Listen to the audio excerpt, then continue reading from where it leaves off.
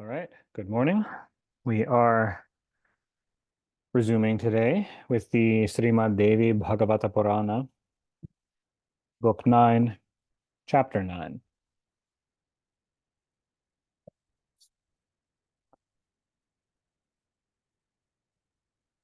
Sri Narada said, in the twinkling of an eye of the Devi, the pralaya takes place, the dissolution of the world. And in that very time also, the Brahmanda is dissolved. This is called the pralaya of Prakriti. During this pralaya, the Devi Vasundhara disappears. This means the earth disappears. Vasundhara is another name of Bhumi, or the earth goddess. The whole world is deluged with water, and all this appearance of five elements, called prapancha, vanishes in the body of Prakriti. In other words, vanishes into an amorphous blend of elements dissolved from having been crystallized into forms. Now, Narada said to Sri Narayana, where does Vasundhara thus vanished reside, and how does she appear again at the beginning of the next creation? What is the cause of her being so blessed, honored, and capable to hold all, and victorious? Tell about her birth, the source of all welfare. Sri Narayana said, O Narada, so it is heard that the earth appears at the very outset of the creation.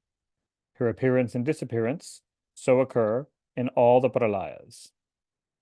The manifestation of the Mahashakti sometimes become manifest in her, and sometimes remains latent in Adishakti. Latent in Adishakti, referring to when the earth and the more than just the earth, or the whole world of our local physical reality are unmanifest. It is all the will of that Mahashakti. Now here the anecdote of the appearance of the earth, the cause of all good, the source of destruction of all calamities, the destroyer of sin, and the cause of furtherance of one's dharmic merits. Some say that this earth has come out of the marrow of the Daityas, Madhu and Kaitaba, but that is not the fact. Hear now the real fact. Those two Daityas were greatly pleased with Vishnu's valor and prowess in the fight between them and Vishnu, and they said, kill us on that part of the earth which is not under water. It is evident that the earth was existent during their lifetime, but she was not visible, entirely covered by water. After their death, on the thighs of Vishnu, the marrow came out from their broken bones. Now hear how the name Medini came to be applied to the earth. She was taken out of the water, and the marrow of these two primal demons came to be mixed with the newly risen and wet earth. It is on account of this mixing that she is called Medini. Now I will tell you what I heard before in Pushkara, the sacred place of pilgrimage, from the mouth of Dharmadeva, about the origin of the earth approved by the Srutis, consisting of good. Here. When the mind of Mahavirat merged in water, expanded all over his body, it entered into every pore of his body. Next, the Mahaprithvi, or the great earth. So there's many different names used for earth here, from Vasundhara to Medini to Prithvi to Bhumi. These are all different names of the earth in Sanskrit.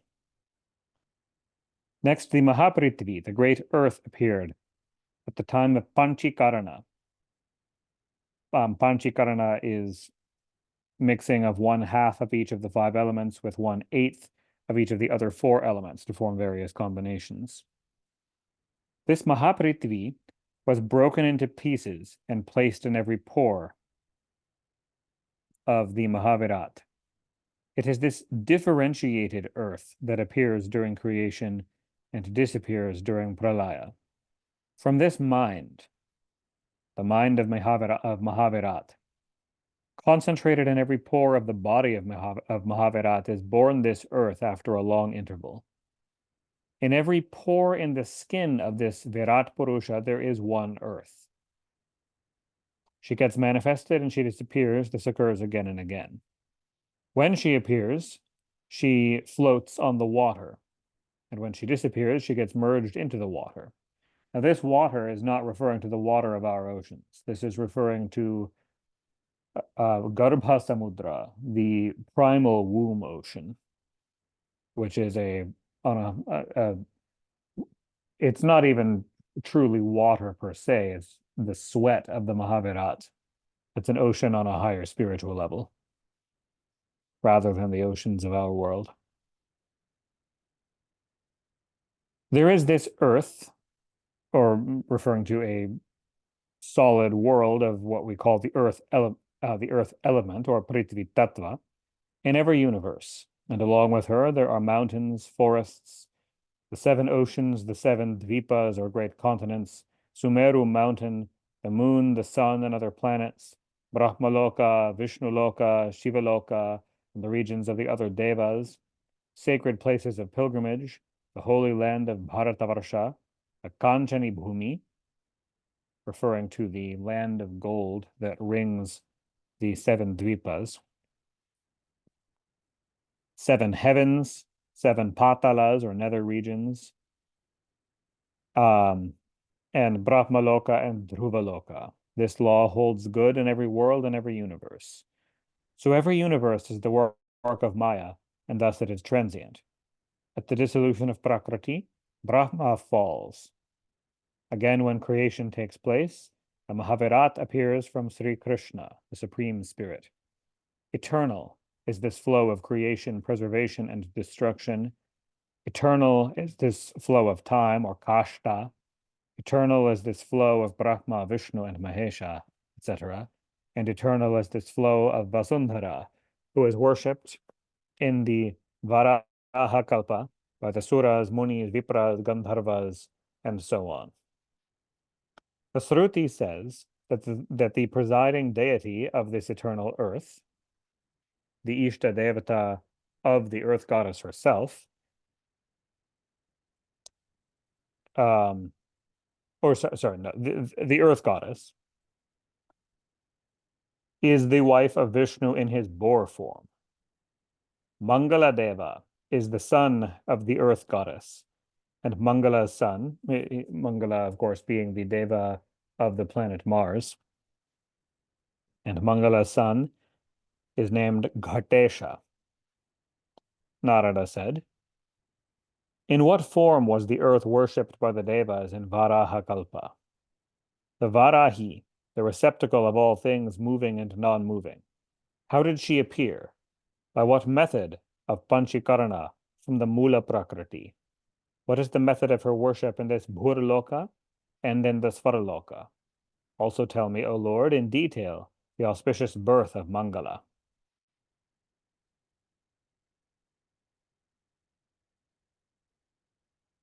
There is a possible significance that I'll point out here to his question, in what form was the earth worshipped by the Devas in Varahakalpa?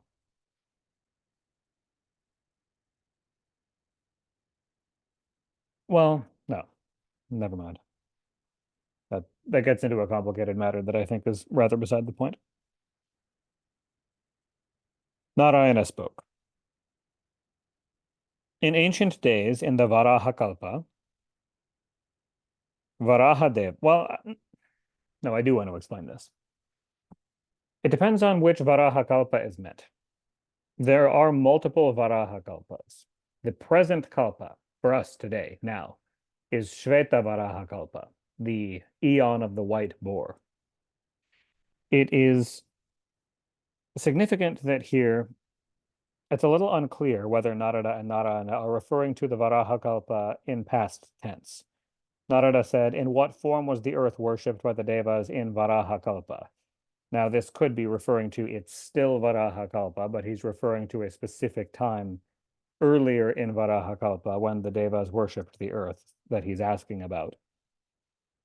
Then Rishi Narayana replies and says, in ancient days, in the Varaha Kalpa, so and so happened.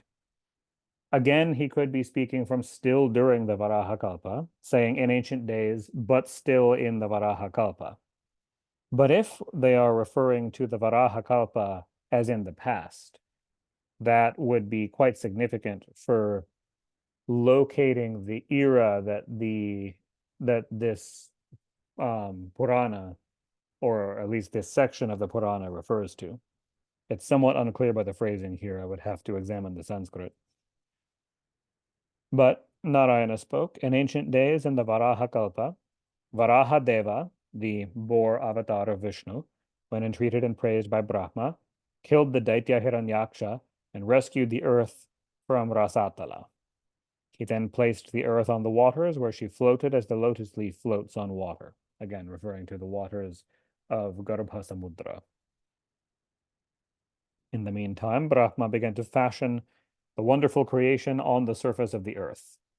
Bhagavan Hari, in his boar form, brilliant like 10 million suns, saw the beautiful and lovely appearance of the presiding deity of the earth, possessed of amorous sentiments toward him. He then assumed a very beautiful form fit for amorous embraces. They then held sexual intercourse, and it lasted day and night for one Deva year, or for 360 Earth years. The beautiful earth, in the pleasant amorous plays with Varaha, fainted away, for the intercourse of the lover with the beloved is exceedingly pleasant. And Vishnu, too, at the same time, was very much exhausted by the pleasant touch of the body of the earth. He did not become conscious even of how many days and nights passed away. When one full Deva year thus passed away, they then got back their senses, and the amorous man then left the hold of his lover. He assumed easily his former boar form and worshipped her as the incarnation of the Devi with incense, lights. He gave her offerings of food with sindoor, or red vermilion powder, with incense, as lights offering of food, sindoor, sandal paste, garments, flowers, and various other offerings of food. He then said, O auspicious one, let thou beest the receptacle of all things. All the Munis, Manus, Devas, Siddhas, and Danavas, etc., will worship thee with pleasure and willingness. On the day the Ambuvachi ceremony closes, on the day when the house construction, i.e., the foundation, is laid, on the day when the first entry is made into the newly built houses, when the digging of the well or tank commences, and on the day when tilling the ground commences, all will worship thee. For emphasis, he adds, those stupid fools that will not observe this will certainly go to Naraka.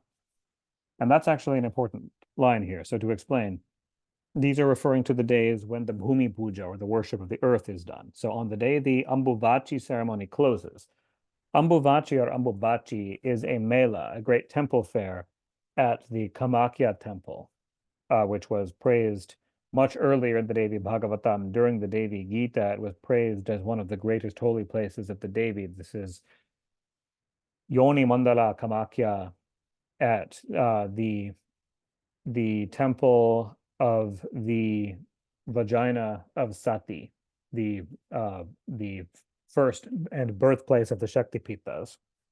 It is today in the city of Guwahati, Assam, in the far northeast of India. It's the great festival of Shakta Tantrikas, the Ambubachi Mela. So on the last day of that festival is a great Bhumi Puja. That's what's meant by the day the Ambubachi ceremony closes. On the day when the foundation is laid, and the warning of going to Naraka. This is important in that it is a violation and a sin to dig deeply into the earth without her permission, a violation of the body of our mother, which is why it is so important to do the Bhumi Puja, to seek for the permission and the forgiveness of Bhumi Mata before digging a foundation for a house. It's done again on the day when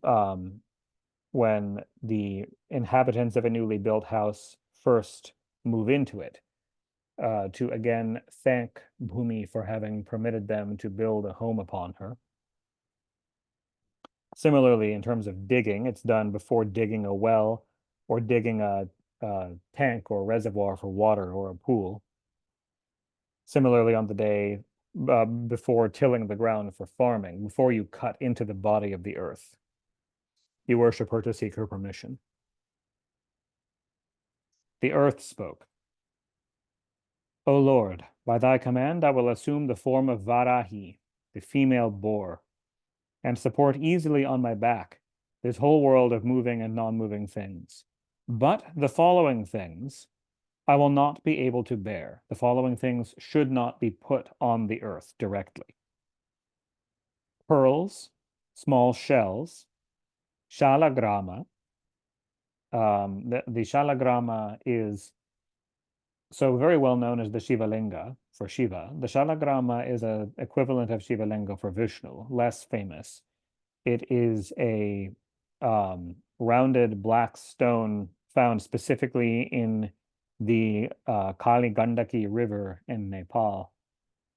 They contain fossils, and they're worshipped as an incarnation of Vishnu. So the shalagrama should not be put directly on the earth. The Shivalinga, images of the goddess, conch shells, lamps, yantras, diamonds and other gems, the sacred Upanayana threads, the sacred thread worn by Dvijas, flowers, books, tulsi leaves, a japamala, garlands of flowers, gold, camphor, gorochana, which is a bright yellow pigment prepared from the urine and bile of a cow, sandal, and the water which has washed a shalagrama stone. These things, obviously, these things naturally occur on the earth, right? Flowers, shells, these things fall on the earth in nature. But the teaching is that a human, and if you have handled flowers and so on, particularly puja flowers, they should be put into water, but these things, or so on, but these things should not be laid directly onto the earth. She says, I will be very much pained in case I were to bear these on me in this way. Sri Bhagavan said, O fair one, and he speaks in great poetic emphasis here. Fools that will place the above articles on thy back will go to the Kala Sutra Naraka for 100 divine years. O Narada, thus saying, the Bhagavan Narayana remained silent. Now the earth became pregnant by him, and the powerful Graha Deva Mangala was born. By the command of Sri Hari, all began to meditate on earth according to what is mentioned in Kanvashaka, and began to praise her. Offerings of food were given, uttering the Mula Mantra of the earth. Thus became extant all over the three worlds the worship and praise of the earth goddess. Narada said, O Bhagavan, very sacred is the meditation, hymn, and the Mula Mantra of the earth. I am very anxious to hear them. Kindly describe these in detail. Narayana said, the earth was first worshipped by Varahadeva. Next, she was worshipped by Brahma. Next, she was worshipped by all the Munis, Devas, Manus, and humans. O Narada, now hear the dhyana, praise, and mantra of the earth Devi. The earth was first worshipped by Bhagavan Vishnu with this Mula Mantra. Om Hrim Srim Klim Vasundharaye Swaha. Next he said, O Devi Earth, O thou smiling one, I worship thee, who art worshipped by the three worlds, whose color, or worshipped she is one of the three worlds, but meaning by all the inhabitants of the three worlds, whose color is white like white lotus, whose face is beautiful like the autumnal moon, who art the storehouse of all gems and jewels, and in whose womb all the precious stones and pearls are embedded, and who has put on a raiment purified by fire. All then began to worship her with this mantra. Sri Narayana said, now hear the hymn sung before her according to the Kanvashaka. So the Kanvashaka Bhumistuti goes, O thou, the giver of victory, holder of water, endowed with water, full of victory, consort of the boar avatar, carrier of victory, bestow victory on me. O thou auspicious one, the storehouse of all good, O thou incarnation of all auspiciousness, bestower of good, thou the source of all good, to bestow all sorts of welfare, bestow all things that are good and auspicious to me in this world. O thou the receptacle of all, the knower of all powerful, the bestower of all desires, O earth Devi, give me the fruits that I desire. O thou who art all merits, thou the seed of all dharmic merits, O thou the eternal, the receptacle of all dharmic merits, the home of all dharmic persons, thou bestowest merits to all. O thou the storehouse of all grains, enriched with all sorts of corns, thou bestowest harvests to all. Thou takest away all the grains in this world, and again thou producest all corns of various kinds here. O earth, thou art all in all to the landlords, the best source of refuge and happiness. The reason this is said, thou art all in all to the landlords, so that this prayer is traditionally made by landlords. O bestower of lands, give me lands. The above hymn yields great dharmic merits. He becomes the sovereign of the whole earth for millions and millions of births, who rising early in the morning reads this stotra, the Kanvashaka Bhumi Stotram. Those who read this acquire merits due to giving away lands as gifts. People become certainly freed from their sins if they read this stotra, who take back the lands after making them as gifts, who dig in the earth on the day of Ambuvachi, on the last day of Ambuvachi, who dig wells. So in other words, this is saying if one commits the following sins, one can become freed of them by reciting the stotra to ask for the earth goddess's forgiveness if they have committed the sin of digging in the earth during the Ambubachi ceremony, digging wells without permission on another's land. It says on another's well. What it means is too close to someone else's well, such that you're competing for water with them. Who steal others' lands, who make a land as a gift to someone else, but then take it back, who throw their semen on the earth, considered disrespectful to her, or who place lamps on the earth, which, in just on the last page, she asked us not to do. In other words, general sins connected with the earth.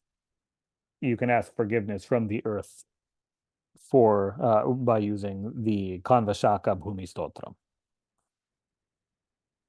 Merits equivalent to 100 Ashvamedha yajnas accrue from reading this stotra. There is no doubt in this.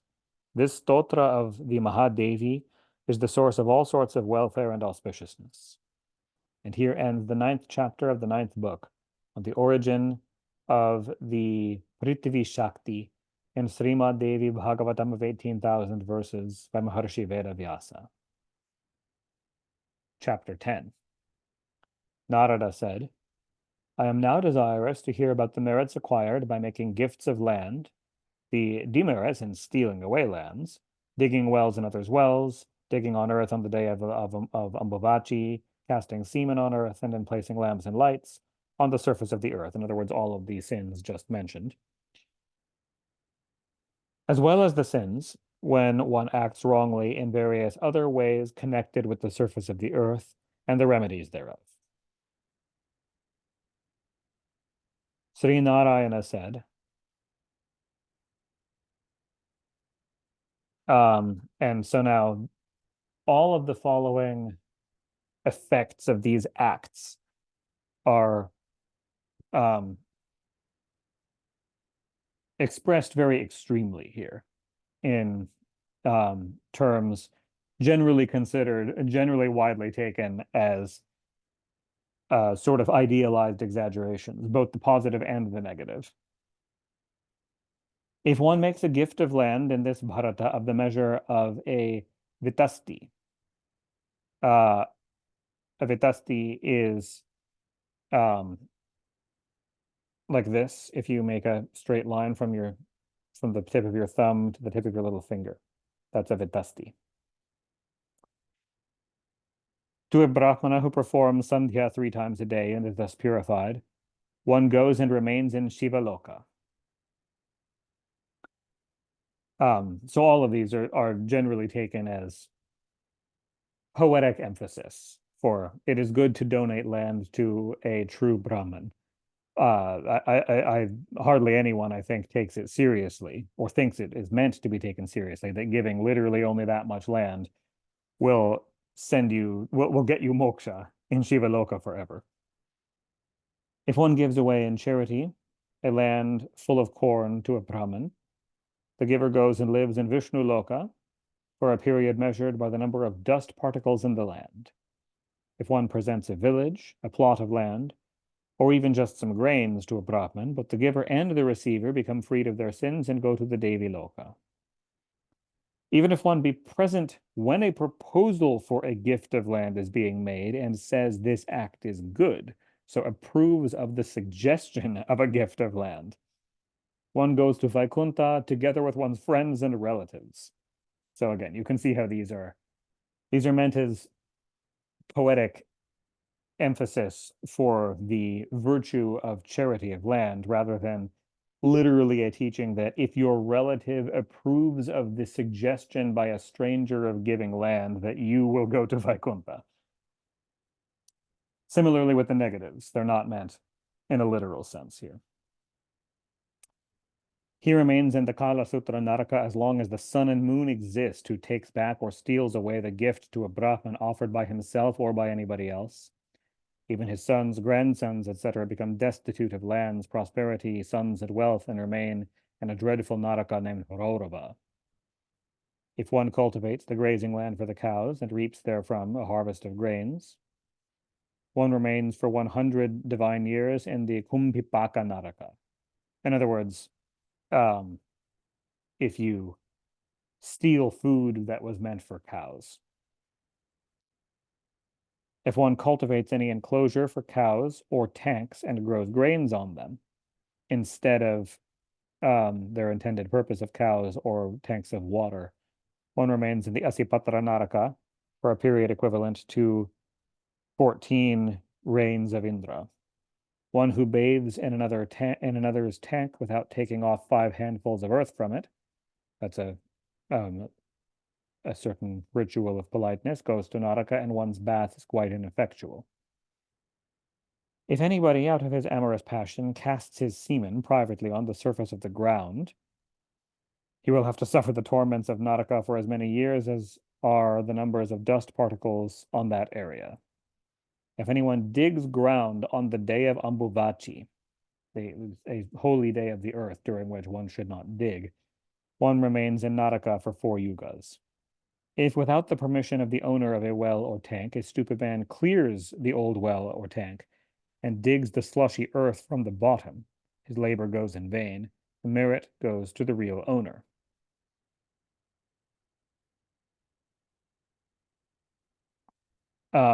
So that's an interesting teaching. This means that if there is an old well or tank of water which has gone dry, and someone who does not own the well or tank goes and digs deeper to get to new water, the merit for doing so goes to the owner of the well and not the person who dug it, unless they had sought permission from the owner.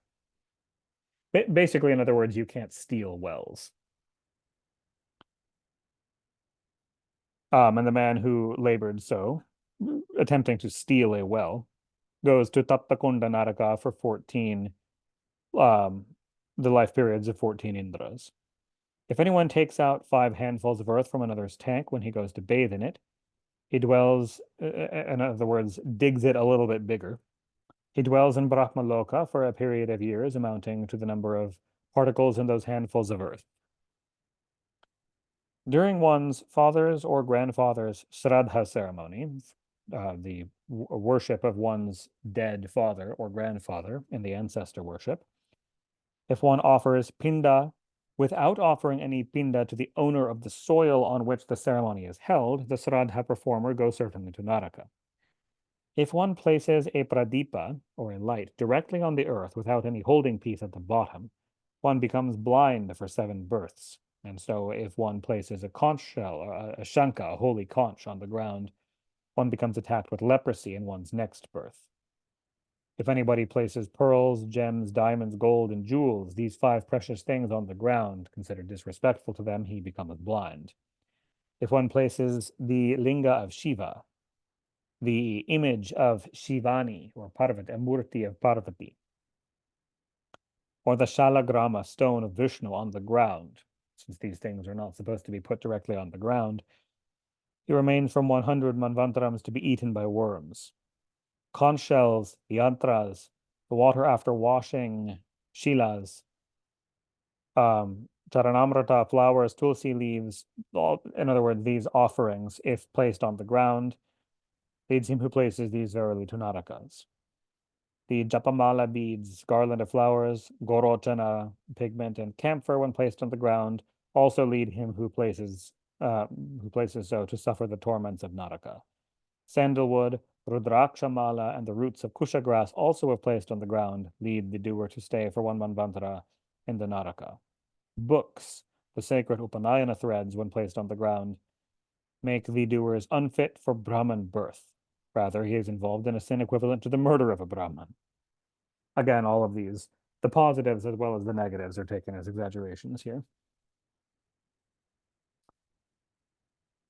The sacred Upanayana thread, when knotted and rendered fit for holding, is worth being worshipped by all the Varnas.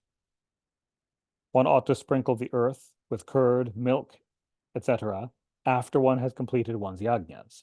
If one fails to do this, one will have to remain for 7 births in a hot ground with great torment. If one digs the earth when there is an earthquake or when there is an eclipse, these are not times when one should dig in the earth,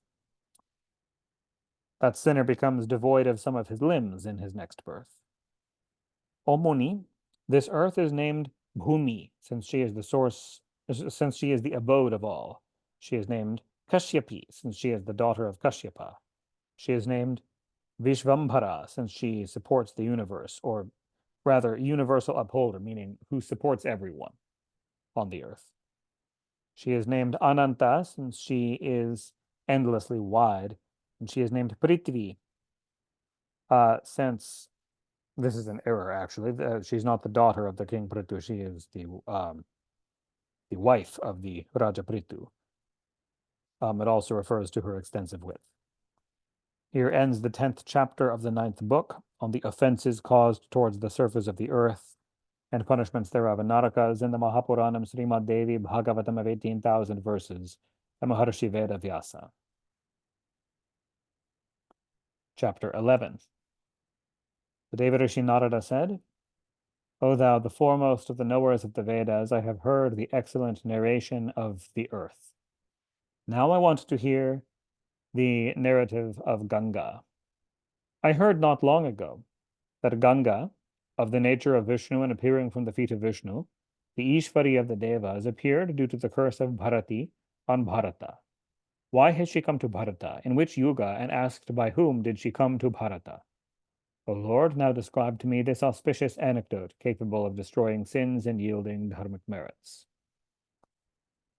Narayana said, O child, in ancient days there was born a prosperous emperor, king of kings, in the Suryavansha dynasty, the solar dynasty. He had 2 beautiful wives. One was named Vaidarbhi, and the other was named Shaivya. Shaivya delivered a very lovely son. His name was Asamanja. On the other hand, the queen Vaidarbhi, desirous of getting a son, worshipped Shankara the Bhutanata, the lord of Bhutas, Shiva, who became pleased and granted her request, and Vaidarbhi became pregnant. After 100 years of pregnancy, she gave birth to one mass of flesh. Seeing this, the queen became very afflicted with sorrow, and taking refuge of Mahadeva, began to cry loudly and often.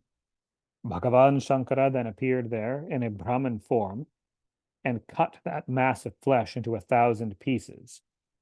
Those 1,000 pieces turned into 1,000 very powerful suns. Their bodies looked more brilliant than the midday sun, but they were all burnt to ashes by the curse of Kapila Muni. And the Raja began to lament bitterly due to the death of 1,000 of his sons, and he entered into the forest. Asamaja, or Asamanja, that should be, practiced tapasya to bring the Ganga for 1 lakh years when he quitted his body in course of time. Her son Anshuman practiced tapasya for 1 lakh years to bring Ganga unto Bharata, and he too died. Then the son of Anshuman, the intelligent Bhagirata, a great devotee of Vishnu, free of old age and death, and the storehouse of many qualifications, practiced tapasya for 1 lakh years to bring Ganga on earth. At last, he saw Sri Krishna, brilliant like 10 millions of summer suns. Sri Krishna had 2 hands. There was a flute in his hand. He was full of youth and clad in the dress of a cowherd. A sight of his Gopala Sundari form, wearing a Sakhi's dress, makes one think that he is ever ready to show grace on his devotees. In other words, Krishna cross-dressed, dressed as a girl.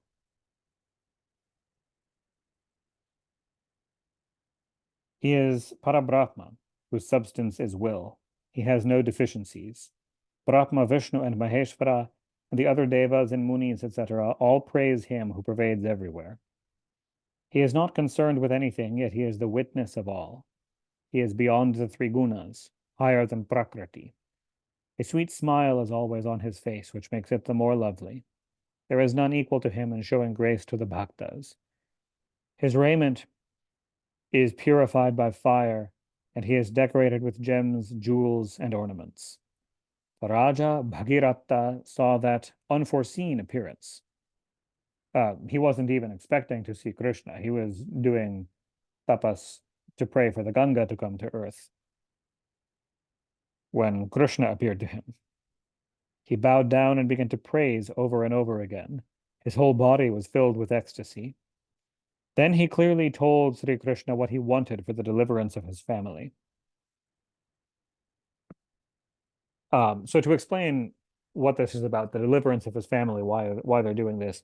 So his ancestors, the 1,000 sons who were killed by the sage's curse, their now largely decayed bodies lie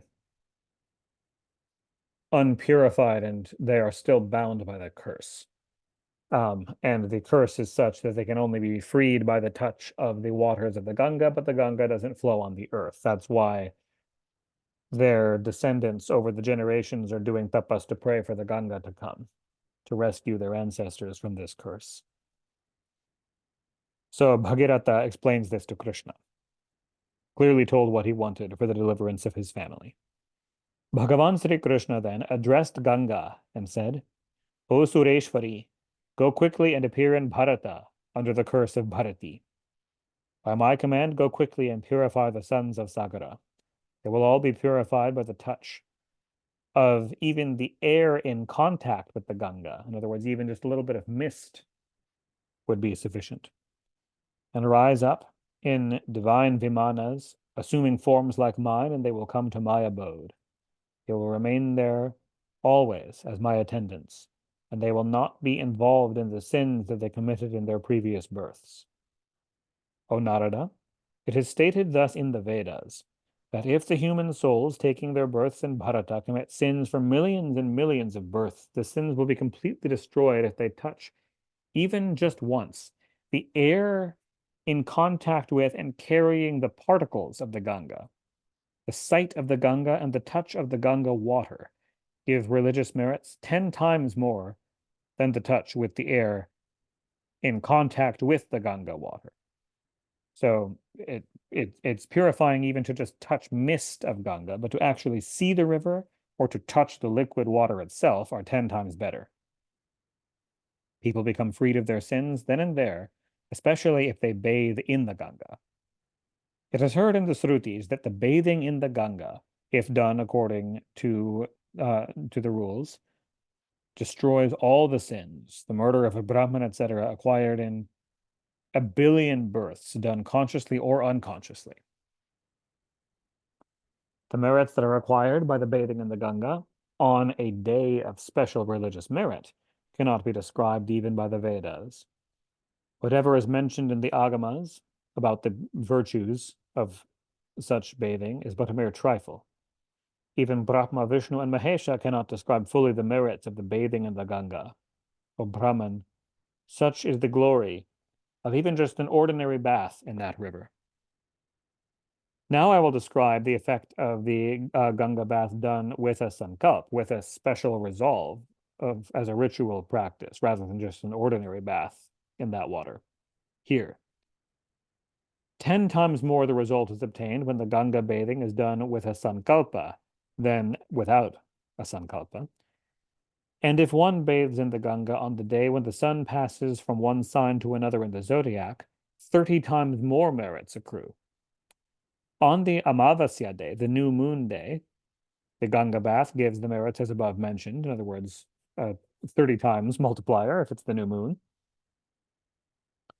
But when the sun is in his Dakshinayana, his southern course, double the merits are obtained. This refers to when the sun is, when the days are shortening, the sun is moving from the summer solstice to the winter solstice.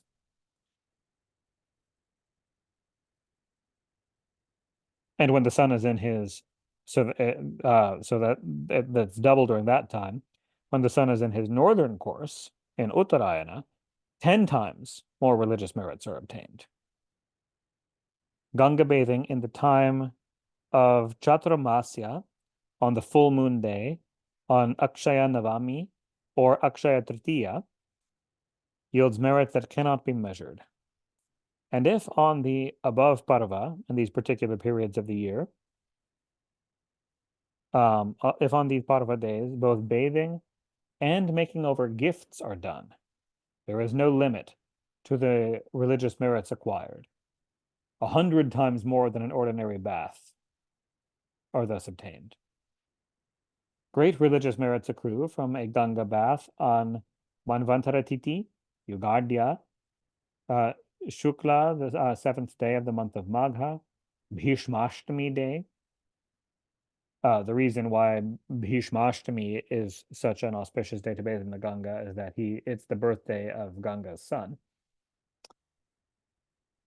Ashokashtami day, and the day of Sri Rama Navami, the birthday of Sri Rama. Again, double the merits than those of the above arise from bathing in the Ganga during the Nanda ceremony. The Ganga bath in the Dashahara 10th Titi gives merits equivalent to Yugadya Snanam. Snanam refers to a holy bath.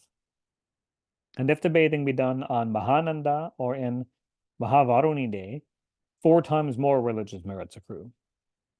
10 million times more religious merits accrue from the Ganga bathing on Mahavaruni day than an ordinary bath. A Ganga bath during a solar eclipse yields 10 times more merits than during a lunar eclipse. Again, the Snanam or holy bath in Ardhodaya Yoga, a certain astrological conjunction, yields 100 times more religious merits than during the eclipse. Thus saying to Ganga before Bhagirata, the lord of the Devas, remained silent. The Devi Ganga, with her head bowed with devotion, said, "If I am, after all, to go to Bharata as thou commandest, and under the curse given previously by Bharati, then tell me how I will be freed of the sins that the sinners will cast into me." How long will I have to remain there? When, O Lord, shall I be able to return to the highest place of Vishnu? O thou, the inner self of all, O all-knowing, O Lord, whatever else I desire, thou knowest it all. So be pleased to instruct me on all these points. Bhagavan Sri Hari said, O Sureshwari, I know all that you desire. When you will assume liquid form, the salt ocean will then be your husband. He is my Ansha, and you are of the nature of Lakshmi. So the union of the lover with the love-stricken in the world will turn out a happy and qualified one. Of all the rivers, Sarasvati and others in Bharata that go to mix with the ocean, you will be the best, and highly fortunate among them all. From today, you will have to remain in Bharata for a period of 5,000 years, under the curse of Bharati.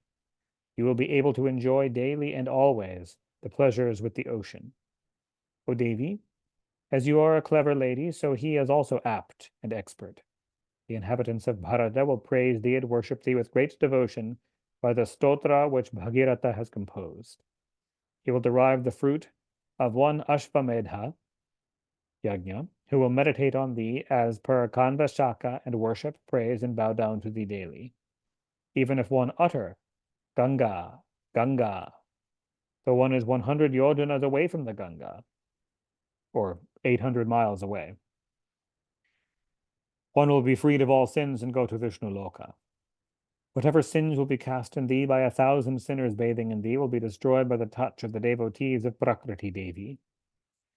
Even if thousands and thousands of sinners touch dead bodies and then bathe in thee, all that pollution will be destroyed when the Devi Bhaktas, the worshippers of Bhuvaneshwari and the Maya Bija, will come and touch thee. O auspicious one, thou wilt wash away the sins of the sinners by thy stay in Bharata with the best rivers, Sarasvati and others. That will be at once a sacred place of pilgrimage, wherever thy glories will be chanted. By the touch of the dust of thine, the sinner will be at once purified, and he will dwell in the Mani Dvipa Devi Loka for as many years as dust particles of yours that he touched. All hail to the Devi Bhuvaneshwari, he who will leave his body on thy lap with full consciousness and remembering my name, in other words, who dies in the Ganga, fully conscious that they are dying, and remembering Krishna's name, will certainly go to my abode and will remain as my chief attendant for an infinite period. He will seek countless prakratik layas, or dissolutions of the universe. Unless a person has collected hordes of religious merits, he cannot die in the Ganga. It won't happen. And if he dies in the Ganga, he goes to Vaikunta as long as the sun rises in this world. I get many bodies for him where he can enjoy the fruits of his karma, and I then give him my svarupya, a form resembling mine, and make him my attendant. If any ignorant person, void of any knowledge, quits his body by touching merely thy water, I give him salokya, a place in my region, and make him my attendant. Even if one quits one's body in a far-off place, uttering thy name, I give him a place in my region for one lifetime of Brahma. And if he remembers thee with devotion and quits his mortal coil at another place, I give him sarupya, a form resembling mine, for a period of endless prakratik layas. He instantly gets on an aerial vimana made of jewels and goes with my attendants to the region of Goloka and gets a form like mine. Those that worship daily my mantra, that pass their days eating the remnant of the food offered to me, in other words, prasada from Krishna Puja, they need not have any distinction whether they die in a holy place or not. They themselves can easily purify the three worlds. In other words, they themselves are a living holy place.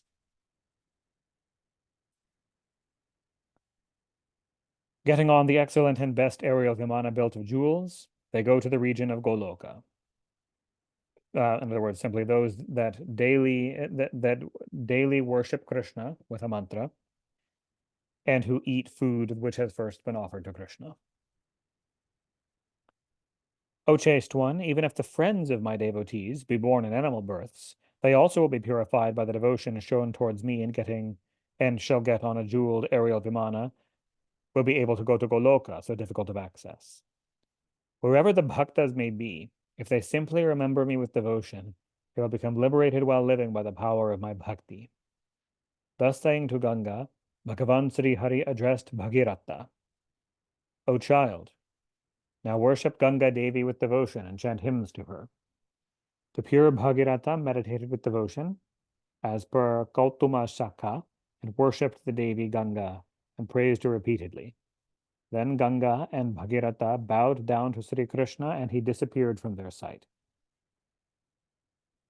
The Devarishi Narada said, O thou foremost of the knowers of the Vedas, how, by what Kuttama Shaka did the noble Raja Bhagirata meditate on the Devi Ganga? What stotra did he recite, and what was the method with which he worshipped the Ganga? Narayana said, O Narada, the method is this. One should first take one's bath, and putting on cleanly washed clothing should perform one's daily duties. Then one should control oneself and with devotion worship the 6 devatas, Ganesha, Surya, Agni, Vishnu, Shiva, and Shiva or Parvati. Thus one becomes entitled to then do this worship of the Ganga. First worship is to be given to Ganesha for the destruction of obstacles. Surya is to be next worshipped for health, Agni for purification. Vishnu is then worshipped for getting wealth and power.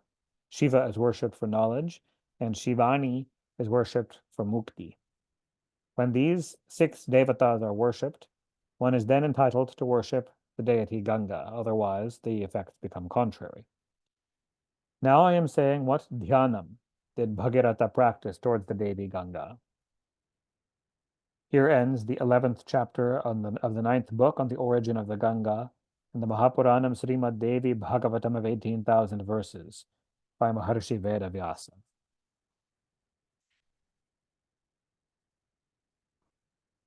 Narayana said, O Narada, now about the dhyanam of the Devi Ganga as per Kanva Shaka, which destroys all sins. And the dhyana passage goes, O Gange, of white color like white lotuses, thou destroyest all the sins of humans. Thou hast appeared from the body of Sri Krishna. Thou art powerful like him. Thou art very chaste and pure. Thou hast worn the raiment unburnable and decorated all over with ornaments made of jewels. Thou art more brilliant than 100 autumnal moons. Thou art also well pleased with a smile on thy lips, and thou art always of steady, youthful beauty that never wanes. Thou art dear to Narayana, calm and of peaceful temper, and proud of being his with his fortune. Thou bearest the braid of hair decked with garlands of malati flowers. Thy cheeks are anointed with sandal dots, with sindura bindu, and well adorned with various artistic lines made of musk. Thy garment and thy beautiful lips are more red than the ripe bimba fruit. Thy teeth vie, as it were, with rows of pearls. How lovely are thy eyes, how delightsome thy sidelong glance. How close are thy breasts like bale fruits. Thy loins are thicker and more solid than plantain trees. How do thy feet look beautiful, defying the beauty of the stala padma, or the ground lotus. How do the red sandals look lovely with kunkuma and alaktak? What a red tinge thy feet have shown with the honey of the parijata flower that is seen on the head of Indra. The devas, the siddhas, the munis always offer arghyas, offerings of rice with durba grass, at thy feet. The ascetics bow down at thy feet, and it seems as though so many lines of bees are on thy lotus feet. In other words, from all the ascetics bowing there. O mother, thy lotus feet give liberation to those that want mukti, and bhukti to those that want bhukti, or enjoyments. O mother, thou art the boon, thou art the chief excellent one. Thou grantest boons, and thou showest thy favor to thy devotees. Thou bestowest the Vishnu Padam, the place of Vishnu, at his feet. But thou hast come from the feet of Vishnu. Thus meditating on the Devi Ganga, flowing by 3 routes, flowing in heaven, flowing on earth, and flowing in the patalas, the bestower of good things, one should offer to the Ganga Devi 16 offerings. Asana, So give her a seat that you invoke her to. Pardya, Arghya, water for bathing. Anulepana or ointment. Dhupa or pleasant scents. Deepa or a light. Naivedya or offer her food. Beetle, cool water, clothings, ornaments, garlands, sandal paste. Achamaniya, the water for sipping. Beautiful beddings, and worship her with these. This is the standard Shota Shopachara Puja, the 16 formal offerings that are given to any devata. Then, with folded hands, one should perform stotra to her and bow down to her with devotion. Thus, the worshipper gets the fruits of an Ashvamedha yajna. Narada said, O Lord of the Devas, at present I am desirous to hear the sin-destroying and virtue-bestowing stotra of Ganga Devi, the purifier of all those that are fallen from virtue, originated from the feet of Vishnu, the Lord of the world and the husband of Lakshmi. Kindly narrate all these in detail. Narayana said, O Narada, now I will narrate the stotra of Ganga Devi that destroys all sins and bestows all religious merits. Here. I bow down to the Ganga who appeared from the body of Sri Krishna, enchanted by the music of Shiva, and who was bathed with the perspiration of Sri Radha. I bow down to Ganga Devi, who first appeared in the Rasa Mandalam in the region of Goloka, and who always remains with Shankara. My obeisance to the Devi Ganga, who remains in the auspicious grand festival of Radha in the Rasa Mandalam, crowded with gopas and gopis, in the full moon night of the month of Kartika. She is 1 koti yojanas wide and 1 lakh times 1 koti yojanas long in the region of Goloka. My obeisance to her. In Vaikunta, Ganga is 60 lakh yojanas in width and 4 times that in length. My obeisance to her. In Brahmaloka, Ganga is 30 lakh yojanas wide and 5 times as long. I bow down to her. In Shivaloka, she is 30 lakh yojanas wide and 4 times that in length. I bow down to her. In Dhruvaloka, she is 1 lakh yojanas wide and 7 times as long. I bow down to her. In Chandraloka, she is 1 lakh yojanas wide and 5 times as long. My obeisance to Sri Ganga Devi. I bow down to the Ganga who is 60,000 yojanas wide in the Surya Loka and 10 times that in length. I bow down to Ganga in Tapoloka, who is 1 lakh yojanas wide and 5 times that in length. My obeisance to Ganga Devi in Janaraloka, who is 1,000 yojanas wide and 10 times that in length. I bow down to Ganga in Maharloka, who is 10 lakh yojanas wide and 5 times that in length. My obeisance to Ganga Devi in Kailasha, who is 1,000 yojanas wide and 100 times in length. I bow down to Ganga Devi, who is known as Mandakini in Indraloka, and who is 100 yojanas wide and 10 times that in length. My obeisance to Ganga Devi, known as Bhogavati in Patala, who is 10 yojanas wide and 5 times as long. I bow down to Ganga Devi, known as Alakananda on this earth, who is 2 miles wide, in some places more wide and in some places less wide. I bow down to Ganga Devi, who was of the color of milk in Satya Yuga, of the color of the moon in Treta Yuga, of the color of white sandal paste in Dvapara Yuga. I bow down to Sri Ganga Devi, who is as ordinary water in Kali Yuga on this earth, and as milk in Kali Yuga in heaven. O child, by the touch of 1 molecule of the water of the Ganga, all the horrible sins incurred in 10 million births, the murder of a Brahmin and so forth, are burnt to ashes. Thus I have described in 21 verses the great stotra of the sin-destroying and the virtue-increasing merits of Ganga. He reaps the fruit of the Ashvamedha Yajna, who daily sings this stotra of Ganga after worshipping her with devotion. There is no doubt in this. Persons that are without any sons get sons hereby, and those who have no wives get wives. The diseased get themselves free from their diseases. The man who is under bondage is liberated from that bondage. One who, getting up early in the morning, reads this stotra of Ganga becomes widely known, even if they be not known at all, and they become illuminated with wisdom even if they be quite ignorant. Even if one sees a bad dream, he acquires the merits of bathing in the Ganga and of seeing good dreams. If one, upon waking from a bad dream, worships the Ganga and performs this stotra. Sri Narayana said, O Narada, with this stotra did Bhagirata praise the Ganga Devi, who went then with him to the spot where the Sagara sons were burnt to ashes by the curse of Kapila. By the contact of the wind in touch with the particles of water of the Ganga, those sons of Sagara were instantly freed of their curse, and they all repaired to Vaikunta. She, the river, is named Bhagirathi, because Bhagirata brought her to this earth. Thus I have described to you the story of the Ganga. This story is highly meritorious and is a great step to liberation. What more do you now want to hear? Say. Narada said, O Lord, how did Ganga come to flow through the three worlds by three routes and thus purify them? How was she carried into which places? How did the people of those localities accord respect to her? Kindly describe all these in detail. Narayana said, O Narada, on the full moon night of the month of Kartika in the Rasa Mandalam, at the great festivity in honor of Radha, Sri Krishna worshipped Radha and remained there. Next, Radha, worshipped by Sri Krishna, was worshipped by Brahma and the other devas, by Saunaka and the other rishis, who also stopped there with much gladness. At this moment, the Devi Saraswati, the presiding deity of the science of music, began to sing lovely songs regarding Krishna, in tune with vocal and instrumental music. Brahma became glad and presented to Saraswati a necklace of jewels. Mahadeva gave her gems and jewels rare in this universe. Krishna presented the best Kaustubha jewel. Radhika offered excellent invaluable necklace of jewels. Narayana presented to her the best and most excellent garland of jewels. Lakshmi gave her invaluable golden earrings decked with gems. Vishnu Maya Mula Prakriti, Bhagavati Durga, who is Narayani, Ishvari, Ishani, presented her devotion to Brahman, so very rare. Dharma gave her devotion to Dharma and high fame.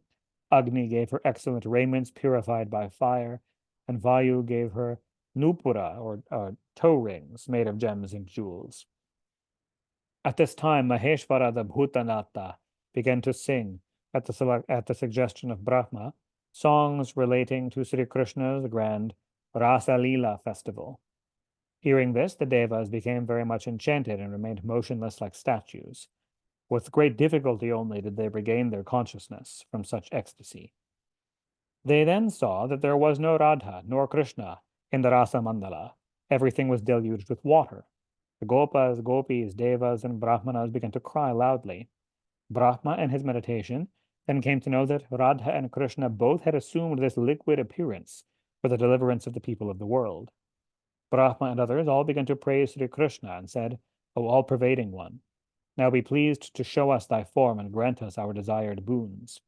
At that instant, a sweet incorporeal voice was clearly heard by all as coming from air above, saying, I am the self of all, pervading all, and this my Shakti, Radha, is also the self of all, pervades all, so there is no separation of us from you all, even for a moment. It is only to show our favor to the devotees that we assume special forms. For this reason only there is separation of us from you as regards this body. There is nothing else. Besides, you have no necessity with our bodies, O Devas. Now, if my Manus, humans, Munis, Vaishnavas, and you all, purified by mantras, desire very much to see my form clearly, then I tell you to request Maheshvara to carry out my word. O Brahma, creator, let her ask Mahadeva, the Jagadguru, that he would better compass the beautiful Tantra Shastra in accordance with the limbs of the Vedas, and that the above Shastra be full of mantras capable to yield desired fruits, stotras and kavachas and rules of due worship in proper order. And also that my mantra, my stotra, and my kavacha be also given there in the tantras in a hidden form, so that those people that are sinners might not understand their real meanings and thus turn out against me. It may be that 1 in 1,000 or 1 in 100 may worship my mantra, and my mantra worshippers, the saints, become purified and come to my abode. If my shastra be not well made, in other words, and if everyone be able to go from Bhuraloka to Goloka, then thy labor in this creation of the world will all be in vain. Therefore dost thou better create different worlds according to the differences of sattvic, rajasic, and tamogunas. Then some will be the inhabitants of this Bhuraloka, some will be the inhabitants of Dyuloka, according to their karmas. O Brahman, if Mahadeva promises earnestly in this assembly of the Devas, I will then exhibit my true form. O Narada, thus speaking, the eternal Purusha Sri Krishna became silent. Hearing this, Brahma, the creator of the world, gladly informed Shiva of this. When the Lord of Knowledge, the foremost of the Jnanins, Bhutanata, heard the words of the Creator, he took the Ganga water in his hands and swore, I will complete the Tantra Shastra, full of Radha mantras, and not opposed to the Vedas.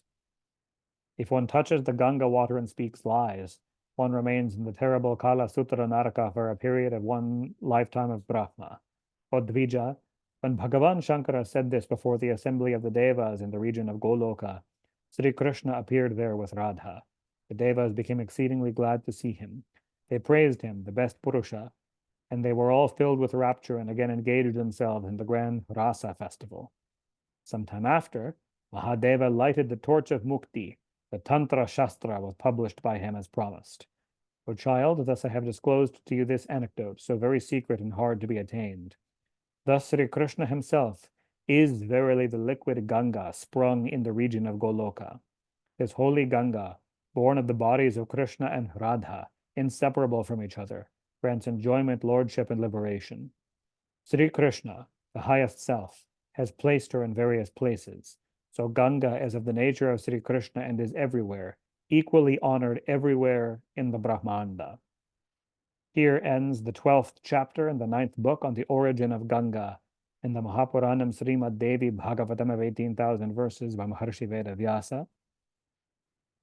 And we can end there for today. Thank you, Devaloa. Jai Ma. Jai Ma, thank you for coming. Was it Shiva? So Shiva wrote the Tantra Shastra? Yes. And what is that in general? It's huge. The Tantras, it's a huge library of texts of secret mantras and initiatory rituals. There's hundreds and hundreds of them. It's a vast, vast body of literature. Nice. Yeah. It was interesting about all the things about the holy objects on the ground, how bad it is to like put holy objects on the ground, and yeah. What like aren't Shiva lingams don't they like show up in nature and like? Yes, they do, and you know this included things like flowers. You know, obviously nature puts flowers on the ground. This is referring to when humans have used it in ritual. You shouldn't take a Shiva linga and set it on the ground and so on. It should be on a proper altar. And so, interesting. Yeah. Because some of them, like Shiva, you'll see like Shiva lingams on river rocks and stuff, for sure, right? For sure, when they're naturally occurring, yeah. Oh, okay. Interesting. But you wouldn't want to like have a Shiva lingam and put it on the river rock, is what it's saying. You'd want to put something under it. People who do that, they would usually put a little platform under it, or That's right. Yeah, not on the bare ground. Interesting. And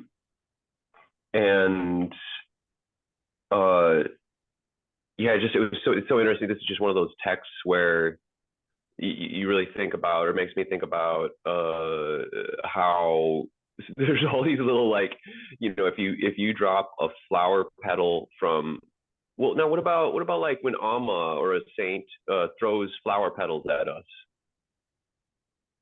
Yeah. And they land on the ground. Yeah, so the reference for the flower petals here was more in the context of flower petals that were specifically puja offerings. It gave a whole list of flower petals, tulsi leaves, all of these things that are holy puja offerings. In that case, but setting them on the ground in a context like that is a different thing. The idea is like sort of thoughtlessly discarding them. Interesting. Rather than for a conscious holy purpose, like when you're talking about what Amma does. Yeah. Okay. Wow. Yeah, that makes sense. Cool. Yeah, it just made me think of all the like how these chapters went off on how certain errors of your practice can really trip you up karmically. But then, it made me think, of course, about how there's, of course, like teachings of just saying Hare Krishna, is an atomic bomb of clearing and healing and Yeah. will send to Vishnu Loka Yeah. or I something. mean, right here in this chapter, it said that one who worships Krishna with a Krishna mantra and who eats food which has first been offered to Krishna alone will take you to Goloka. So it Yeah. uses it gives all these like, punishments or it like terrible consequences for these things, but it also, on the other hand, it more than counterbalances them with extreme blessings that are easy to get through just sincere hearted devotion. So it kind of it it it speaks in that kind of language on both sides all throughout of emphasize using somewhat extreme language to emphasize the point of you shouldn't be careless about these things, you shouldn't disrespect the earth and so on, but also Mm. it's very easy to purify such sins and gain spiritual attunement through devotion, even simply. It doesn't have to be some elaborate ritual or some secret that you were initiated into. It's just sincere Mm. hearted devotion will take you very far. Wow. Yeah. Awesome. Hey, that was a great interview last week, Oh, man. thanks. Thanks. Yeah. Yeah, did they post it? The It's Hindu on, Times? I believe so. I know that it's up on their Facebook page. Okay, Yeah. cool. All right. Thank you All so right. much, Deva. Thank you.